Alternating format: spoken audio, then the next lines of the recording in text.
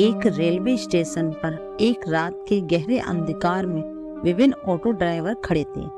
Rail के आवागमन के साथ ही ये ड्राइवर यात्रीगणों को उनके गंतव्यों की ओर ले जाने का काम कर रहे थे। जैसे जैसे रात बढ़ी, ज्यादातर ड्राइवर अपने घरों की तरफ रवाना हो गए, जिसके परिणाम स्वरूप रेलवे स्टेशन पर सिर्फ थोड़ी भीड़ बची। इसी दौरान एक ऑटो ड्राइवर रमेश ने भी अपने जाने की तैयारी की।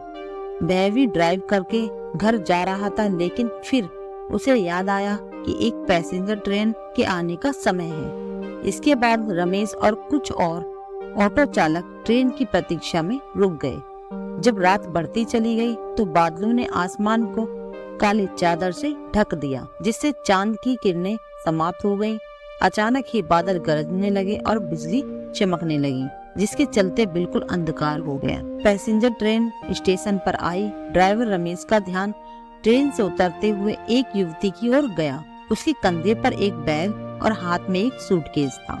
युवती सीधे रमेश के पास आई और बोली, मुझे रामपुर जाना है।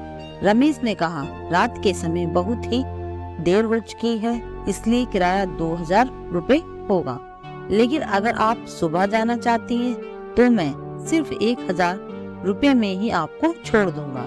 युवती ने जवाब दिया, मुझे अभी जाना है। युवती ने कहा, आपको अभी 1000 रुपए देती हूँ, क्योंकि मेरे पास अभी सिर्फ 1000 रुपए ही हैं। मैं आपको घर पहुंचकर बाकी के पैसे दे दूंगी।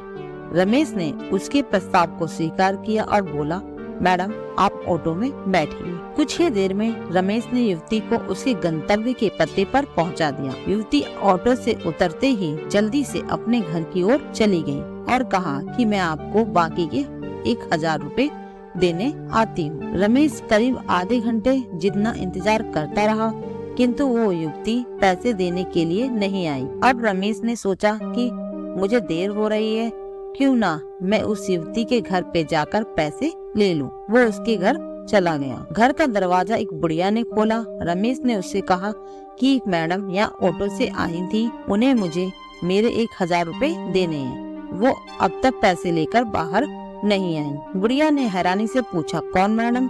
यहाँ तो मैं और मेरे पति के अलावा और कोई नहीं रहता है।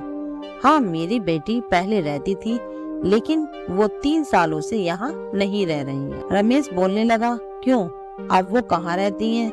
मैंने शायद आपकी ही बेटी को यहाँ तक छोड़ा है, आप एक बार अच्छे से देखिए। बातों ही बातों में रमेश की नजर सामने दीवार पर गई। वहाँ उसी लड़की की तस्वीर लगी हुई थी जिसे वो ऑटो से बैठाकर लाया था। रमेश ने बुढ़िया से पूछा, वो दीवार पर जिसकी तस्वीर लगी है वो आपकी बेटी है? बुढ़िया ने जवाब दिया, हाँ वो ही मेरी बेटी है। क्यों, क्या हुआ?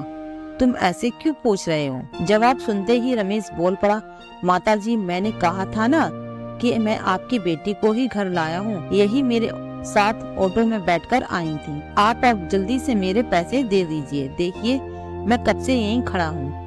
बुढ़िया ने दुखी मन से कहा, बेटा ऐसा नहीं हो सकता।